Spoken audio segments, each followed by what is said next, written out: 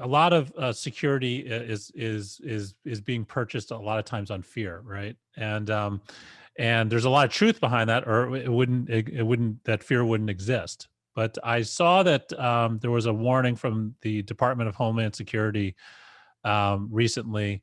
What advice do you give listeners on the whole kind of what's happening in the market right now? Um, and I guess when you think about what's happening in the news right now, what advice could you give a listener? Well, from my perspective, I'm not one to talk about technology from that FUD perspective, fear, uncertainty, and doubt. The idea is not to scare people into protecting themselves. And yet there has to be a healthy fear. Wouldn't you agree? We obviously have concerns that need to be mitigated, because the last thing we want is to have some piece of ransomware or some type of spear phishing attack get through and then affect our organization. We've already had enough disruptor, things happen this year. We don't need more. So how do you fix that? For me, I like to encourage folks, first of all, if you do move to Office 365 or M365 if you've done that in the short term, go back and recheck to make sure of a few things. The Department of Homeland Security encourages these things. First of all, make sure that you have multi-factor authentication turned on if you can. Look at the policy for that. Also, make sure that you have what's called least privileged access. In other words, don't give everyone in the company global admin rights. It gets very easy to do that when you're frustrated, you don't know how something works, and you give away the global admin rights and now it all works. Don't do that. Make sure people only have the roles that they need for their job. Make sure, especially from email, that you turn off legacy basic authentication protocols. That's been deprecated and done away with. So make sure that you're not utilizing protocols that are not going to benefit you or are legacy and could be security risks. So there's a couple of things I recommend, things that are built in to M365. This won't cost you a dime.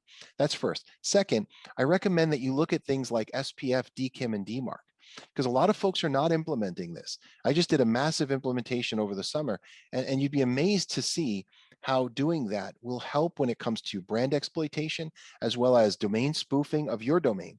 Because the last thing you want is for your company name to get pulled through the mud because you were used in some type of domain spoofing attack.